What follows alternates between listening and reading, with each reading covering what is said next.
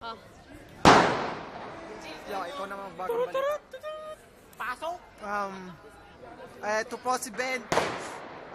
May katarantaduhan po kahapon.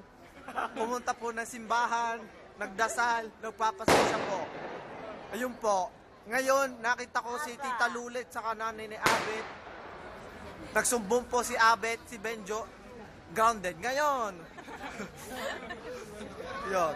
Dito na po matatapos ang balita. Kukontinue po mamayang alas 12 ng gabi kasi New Year ngayon. New Year.